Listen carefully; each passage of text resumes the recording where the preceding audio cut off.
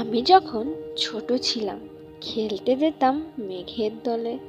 একদিন এক মেঘবালিকা প্রশ্ন করল কৌতূহলে, এই ছেলেটা নাম কি তোর? আমি বললাম হুসমন্তর। মেঘবালিকা রেগেই আগুন, মিথ্যা কথা, নাম কি অমন হয় কখনো? আমি বললাম নিশ্চয়ই হয়, আগে আমার গল্প শোনো। সে বলল শুনবো না, যা, সেই তো রানী, সেই তো রাজা, সেই তো এক ঢল তলোয়ার, সেই তো একই রাজার কুমার পক্ষীরাজে, শুনবো না আর এসব বাজে। আমি বললাম তোমার জন্য নতুন করে লিখবো তবে। সে বলল সত্যি লিখবি? বেশ, তাহলে মস্ত করে লিখতে হবে, মনে থাকবে। লিখবি কিন্তু আমায় দিবি। আমি বললাম তোমার জন্য লিখতে পারি এক পৃথিবী। লিখতে লিখতে লেখা যখন সবে মাত্র 2-4 পাতা, হঠাৎ তখন ভূত চাপলো আমার মাথায়। খুঁজতে খুঁজতে চলে গেলাম ছোট্টবেলার মেঘের মাঠে। গিয়েই দেখি চেনা মুখ তো একটিও নেই এই তল্লাটে। একজনকে মনে হলো ওই মধ্য অন্যরকম। গিয়ে বলি তাকে, তুমি কি সেই মেঘবালিকা? তুমি কি সেই? সে বলছে মনে তো নাই, আমার ওসব তো মনে নাই। আমি বললাম তুমি আমার লেখার কথা বলেছিলে। সে বলল সঙ্গে আছে, ভাসিয়ে দাও গায়ে ভিজে। আর হ্যাঁ শোন, এখন আমি মেঘ নয়, আর সবাই এখন বৃষ্টি বলে আমায়। বলেই হঠাৎ এক বর্ষায় আমায় পুরো ভিজিয়ে দিয়ে অন্য অন্য বৃষ্টি বাদল সঙ্গে নিয়ে মিলিয়ে গেল দূর কোথাও, দূরে দূরে। বৃষ্টি বলে ডাকে আমায়, বৃষ্টি বলে ডাকে আমায়। আপন মনে বলতে বলতে আমায় কেবল বসিয়ে রইলাম ভিজে এক পরশ কাপে জামায়।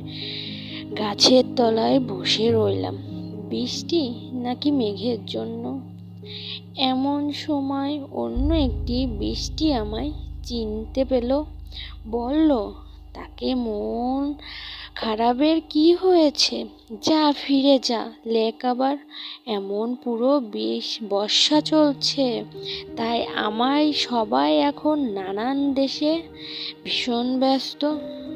তুমিও যাও, মন দাও তোমার কাজে। বর্ষা থেকে ফিরে আমরা নিজেই যাব তোমার কাছে।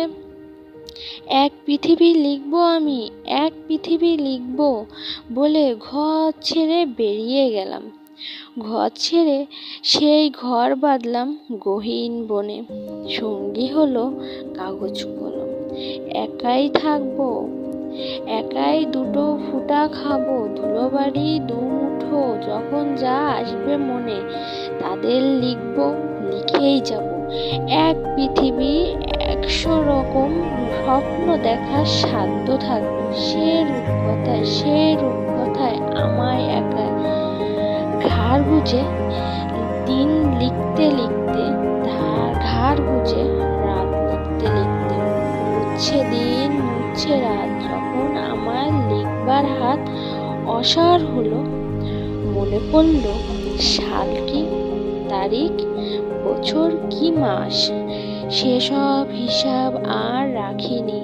লেখার দিকে তাকিয়ে দেখি এক পৃথিবী লিখবো বলে একটিও খাতা শেষ করিনি। সঙ্গে সঙ্গে ঝলমলিয়ে বৃষ্টি এলো খাতার উপর, আজীবন লেখার উপর। বাহিরে তখন গাছের নিচে নাচছে ময়ূর আনন্দিত। এ গাছ ও গাছ, উঠছে পাখি, উঠছে পাখি, ওই অরণ্য কবির জন্য আমরা থাকি। বলছে ওরা কবির জন্য আমরা কোথাও, আমরা কোথাও, আমরা কোথাও হার মানিনি। কবি তখন উঠিয়ে থাকে, তাকিয়ে আছে অনেক দূরে, বনের পরে, মাঠের পরে, নদীর পারে।